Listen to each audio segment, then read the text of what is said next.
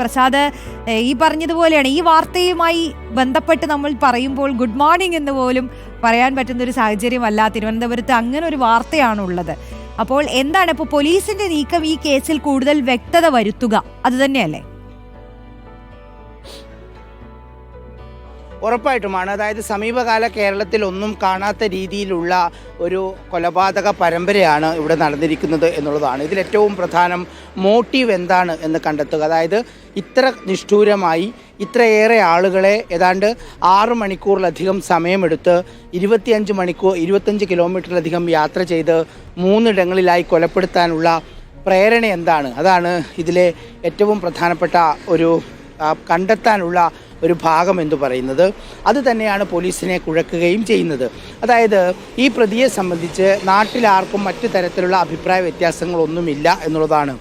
ഇതിൽ ഇന്നലെ കുറച്ച് പോലീസ് ഉദ്യോഗസ്ഥരോട്, മുതിർന്ന ഉദ്യോഗസ്ഥരോട് സംസാരിച്ചപ്പോൾ പുറത്തേക്ക് വരുന്ന ഒരു വിഷയം എന്ന് പറയുന്നത് അത് ബ്ലേഡ് പലിശയുമായി ബന്ധപ്പെട്ട വിഷയങ്ങളാണ്. അതായത് 70 ലക്ഷത്തിലേറെ രൂപയുടെ ബാധ്യത ഇവൻ്റെ കുടുംബത്തിലുണ്ടായിരുന്നു. ഇത് കൂടുതലുമുള്ളത് ബ്ലേഡ് പലിശ ഇനത്തിൽ വാങ്ങിയതുമാണ്.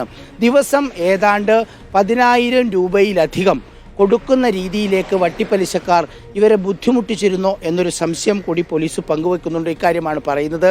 അങ്ങനെയെങ്കിൽ എന്തിനാണ് ബാക്കിയുള്ളവരെ കൊല്ലാനുള്ള കാരണം എന്ന ചോദ്യത്തിനുള്ള മറുപടി എന്നുള്ളത് അതിൽ ഈ പറയുന്ന കൊല്ലപ്പെട്ട അമ്മൂമ്മയായാലും അതുപോലെ ലത്തീഫും ഭാര്യയുമായാലും അവർ നിരന്തരം ഈ പ്രതിയെ ഈ പണം ചെലവഴിക്കുന്നതിൻ്റെ പേരിൽ കുറ്റപ്പെടുത്തിയിരുന്നോ എന്ന ഒരു സംശയത്തിലേക്കാണ് പോലീസ് പോകുന്നത്. കാരണം ആ ഒരു സൂചനയാണ് പ്രതി പോലീസിന് നൽകുന്നത് എന്നതാണ്.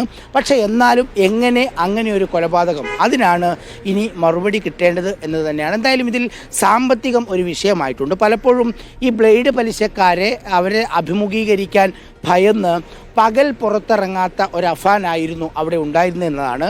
തൻ്റെ സ്കൂട്ടർ എടുത്ത് രാത്രി 10 മണിക്ക് ശേഷമാണ് പലപ്പോഴും അഫാൻ പുറത്തിറങ്ങിയത് എന്ന് പറയുന്നു.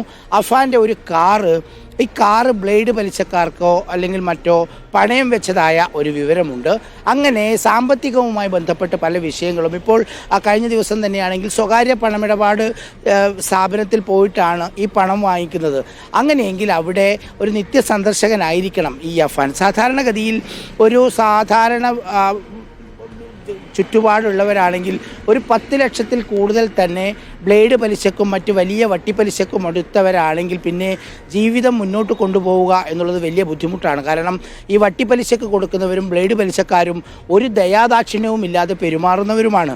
ഒരു പക്ഷേ അഫാൻ പറയുന്ന ഈ ഒരു വിശദീകരണം, ഈ വിശദീകരണത്തിലേക്ക് ഇനി നാളെ പോലീസ് എത്തുമോ എന്നത് തന്നെയാണ് എല്ലാവരും ഉറ്റുനോക്കുന്നത്.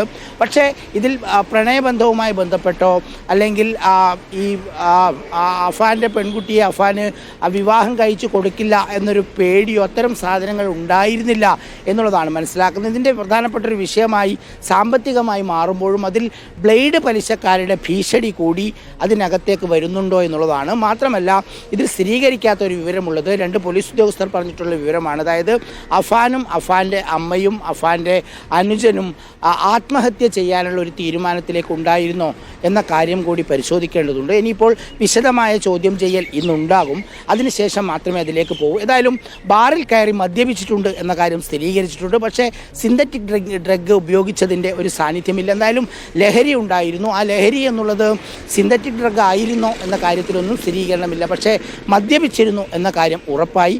മാത്രമല്ല ഇതൊക്കെ കഴിഞ്ഞതിന് ശേഷം ഈ അഫാൻ്റെ ഒരു ഭ്രാന്തമായ രീതിയിലുള്ളൊരു പ്രതികരണം, അതായത് ഭ്രാന്തമായി എന്ന് ഞാൻ ഉദ്ദേശിച്ചത് ഈ 5 പേരെ കൊലപ്പെടുത്തിയിട്ടും ഒരു കൂസലുമില്ലാതെ പോലീസ് സ്റ്റേഷനിലേക്ക് കീച്ചയിൽ കീയുമായി കറങ്ങി വരുന്ന ഒരു അഫാനെ അതാണ് പോലീസിനെ പേടിപ്പെടുത്തുന്നത്. എന്തുകൊണ്ടായിരിക്കാം അങ്ങനെ ഒരു മാനസികാവസ്ഥയിലേക്ക് ഈ പ്രതി പോകുന്നത് എന്നതാണ് ഇതിലെ ഏറ്റവും പ്രധാനപ്പെട്ട ഒരു കാര്യമുള്ളത്. അതിലും ഇനിയിപ്പോൾ ചോദ്യത്തിന് ഉത്തരം വരണം. ഇന്നലെ എല്ലാവരുടെയും മൃതദേഹം കബറടക്കി.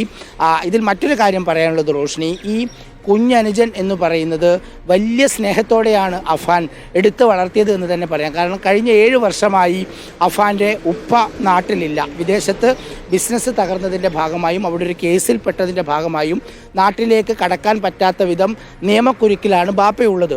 അതുകൊണ്ട് തന്നെ ഈ ബാപ്പയില്ലാത്തതിൻ്റെ ഒരു കുറവും അഫാൻ്റെ അനുജനെ അറിയിച്ചില്ല എന്നുള്ളതാണ്.